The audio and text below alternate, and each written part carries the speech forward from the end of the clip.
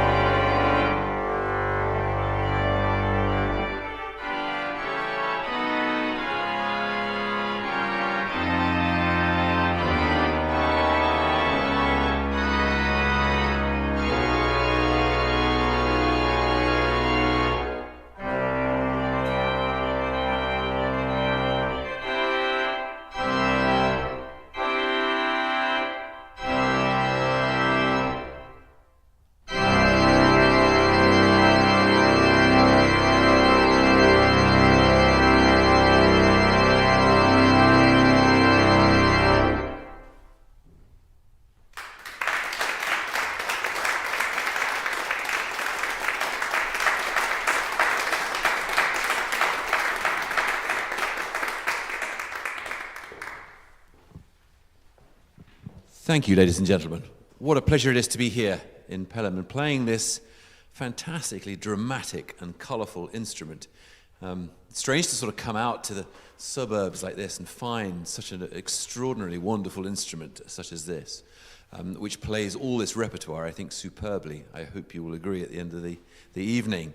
I just wanted to say that in the advertising you may have seen that I was going to perform with my wife, Rebecca. There was going to be a number of items for soprano and organ. Sadly, there's been a death in the family, so she had to go down to Sarasota where her parents were living. And so she's unable to be here. So it's me alone, I'm afraid, but I hope that'll be okay. A word about the program.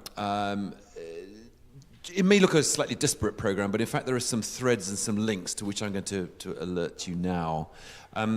Calvin Hampton is a bit of an unknown name, a bit of a hinterland name perhaps. But he was a New York organist for 20 years until his untimely death in 1984. He was one of the early casualties of the AIDS epidemic in the 80s. But for 20 years previously, he was organist at Calvary Church down in Gramercy Park in New York. And there he established quite a reputation for being slightly cutting edge as far as liturgical music was concerned. His music developed, and he was very much an experimental composer for the organ, really writing music that was unlike anything else. You could detect influences of perhaps mainstream people like Stravinsky, and you could hear Marcel Dupré in it and so on. But he was a brilliant player, and so his technical requirements for a lot of his music are really quite considerable, really cutting-edge music for the 70s. And he was encouraged to do that at Calvary Church. In those days, the liturgy was quite experimental, quite edgy, very 1970s perhaps.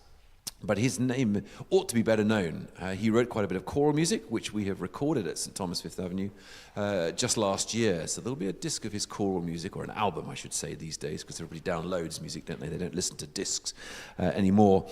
But we recorded an album of his music, and I think it's incredibly interesting.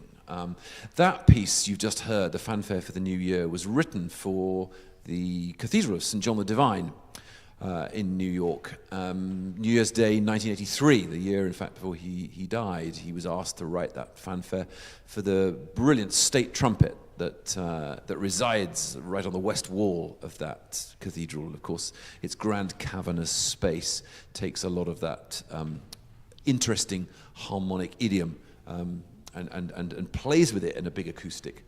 You can get the impression, I think, from that piece. These next two pieces by him are from a collection of liturgical concert works. He just entitled Music for Organ, 12 pieces. You will recognize the tune of this next one, I'm sure. It is America the Beautiful, of course, Materna. Very beautiful, I think. And then the piece that follows it, Music for a Festival, is really just another rather ebullient, voluntary type of work. But an interesting sort of selection, I think, of little concert pieces by Calvin Hampton that will match with the Marcel Dupré that you will then hear thereafter. Between these works, I've put two different faces, if you like, of J.S. Bach, his differing paraphrases of Allein Gott in der Hut sei well-known Lutheran tune we know as All Glory Be to God on High. It's number 421 in the Episcopal hymnal. All glory be to God on high. And that rising phrase you hear all the time in Bach's music. The first one is set as a trio, so three distinct melodies for two hands and pedal. But you hear that rising figure of the first phrase all the way through, just punctuating the counterpoint. And then the second one is a very beautiful, slow-moving, highly ornamented version of that chorale. But I've put those in as a kind of a cleansing of the palette, if you will, between Hampton and Dupré, and then Dupré and the Rega. I'll tell you something about the Rega just before I play it, because it is the lion's share of the program. Marcel Dupré probably needs less introduction than Calvin Hampton. He was, of course, the great player, pedagogue, improviser of the 20th century, early part, the mid-20th century. Resided in Paris. He was the organist for many, many years. It's the great Basilica of Saint-Sulpice. He taught organ at the Conservatoire in Paris and influenced a whole generation of organist composers. and we have a remarkable body of work by people like Lettès and Langlais and Messiaen and Cochereau, all of these important figures in organ literature of the 20th century were all students of Dupré. He himself was a prolific composer. And this set of pieces, you'll see it's entitled sept pièces, which, if you know your French, you'll know it means 7 pieces. You're only seeing 3 of them there. These are from the 7 pieces. And these, like the Hampton, are a set of concert/liturgical pieces that Dupré wrote. The interesting thing about the sept pièces, Opus 27, is that he dedicated them to American and British organists, whom he encountered on his tours, extensive tours in America in the 1920s, where he traversed the country playing to huge crowds just on the cusp of when the recording industry was just on the cusp of the advent, if you like, of recording industry, when people really did go to live concerts. Now, of course, we all receive our music really through electronic media, whether that's discs or whether it's downloads or radio or whatever. But in those days, if you wanted to hear performers, you had to put your coat on and go out of the door. And Dupré played across the country to thousands and thousands of people in churches and concert halls in the 1920s. He made many friends here in America. The first piece is dedicated to Linwood Farnham, very well-known New York organist of the time, the 1930s. His story is quite interesting because he, in 1921, met Dupré off the boat, having sailed across the Atlantic for his first American tour. Met him in New York Harbor, and he immediately took him off to his church in New York and played him from memory a prelude and fugue that Dupré had written literally in the last few years. And their friendship was really established by that homage that Linwood Farnham paid. Farnham is the dedicatee, therefore, of souvenir, which of course means memory. The second piece, Canon, is curious. Dupré in a very different mode. This is a canon, which is, of course, repeated music at a bar's distance, but at the interval of a major seventh. He was a great fan, as I will tell you, about like Reger of J.S. Bach's music. And Dupré really worshipped at the shrine of J.S. Bach. And so contrapuntal organization of his music is really endemic to it. And you can hear that in the canon, the different lines, but of course it's very sort of modern harmony, if you like. But there's a wonderful sort of twinkle in the eye to this music, to this canon. This was dedicated to Alexander Russell, American organist of Princeton University, who organized most of Dupré's tours during the 1920s. So their friendship was well established from the 1920s. So he dedicated the canon to him. And then the finale, the last piece, grand concert work, dedicated to Albert Riemenschneider, who was a Bach scholar. And hidden within this very brilliant piece are some figurations, some very fast-moving configurations that spell out the name Bach. The BACH motif, Bach's very well-known moniker. B in German is B flat, and H is B natural. So the Bachian theme goes, that little squirrely figure is very much representative of Bach's name in musical terms. And Dupré hides this all the way through. You'll hear, if you listen very carefully, to a lot of the very fast movement on the inner parts, and it frames that little motif. So a nice little homage to Albert Riemenschneider, who was the Bach scholar of his time. So there we are. So Hampton, Dupré, some bits of Bach to, as I say, cleanse your palate. And I will tell you all about the Reger when we get to it.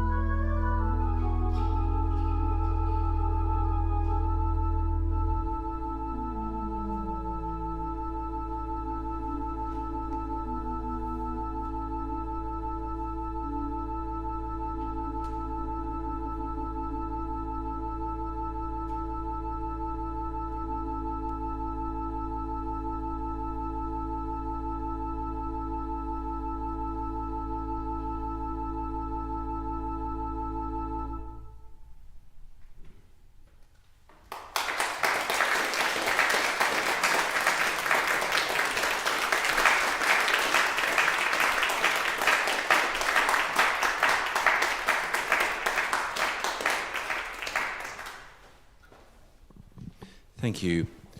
Well, you've had a remarkable array of colours, I think, in all that music. It's quite extraordinary to think how small the instrument is, but how much of a punch it packs in its colour and, of course, its drama. So credit to Juget-Sinclair, who built this instrument, and credit to your wonderful donor, and credit to Justin Bischof, Director of Music, of course, who invited me to come and play. It's such a pleasure to be here and to do that. So thank you, Justin, for the invitation.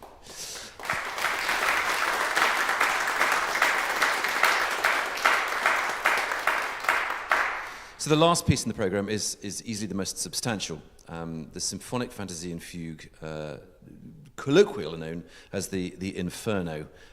Max Reger, like Dupré, was a great Bach aficionado and very much revered Bach's contrapuntal manner and his ability to weave extraordinary lines of counterpoint into this beautiful textural array.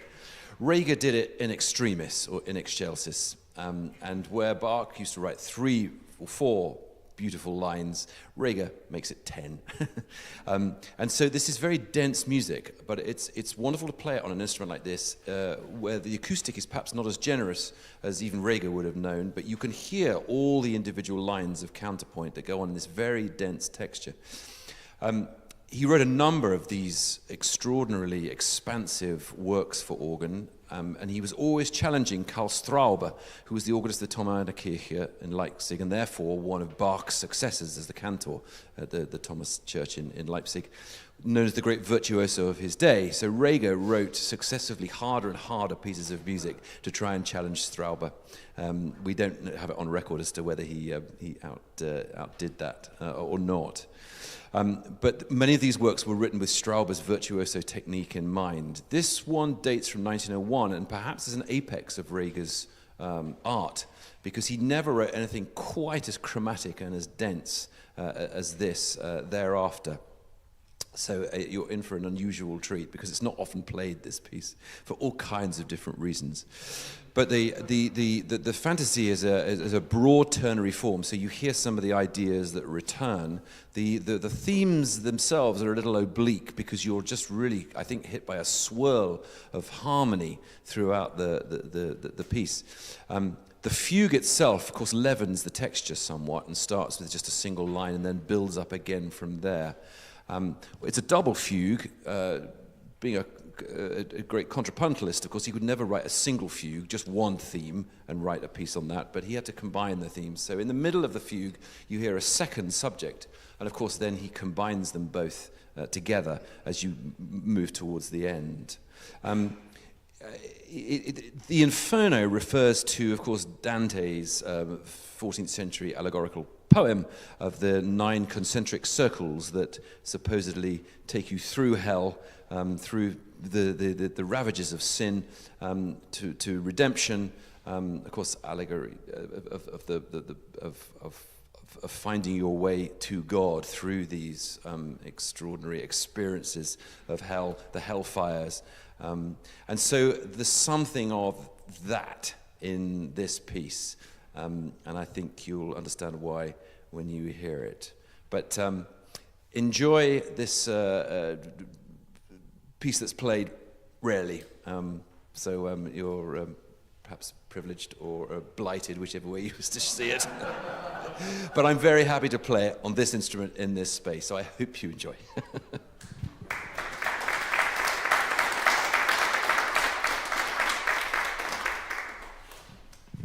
As Jeremy gets ready for hell, before that, I want to, 2 things. First of all, I want to thank all of our Friends of Music donors, especially this evening, Gavin and Elizabeth Leckie, and JD and Ann Calder for underwriting this performance. And you'll see in the program we have a growing list of supporters, and there's a QR code at the end.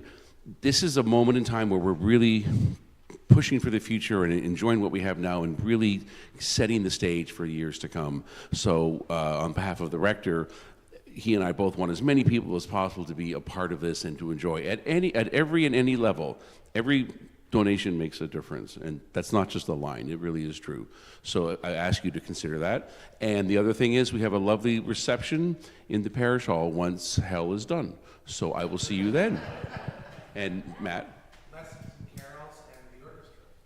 Oh, lessons and carols. Yeah, good point. So the rector and I came up with this idea of trying to have sort of a consistent night. There's never a good night or a perfect night, but we're doing Wednesdays this year. So Wednesday, December 18th, will be our lessons and carols with our choir, and you want to attend that. I believe it's at the same 7 o'clock. And then the next concert is going to be with my orchestra from New York, taking up this whole space with guest organist David Enlow doing a couple of organ concerto movements, and then we will close with Beethoven 7. So all of that you can find when you go to our website. Thanks.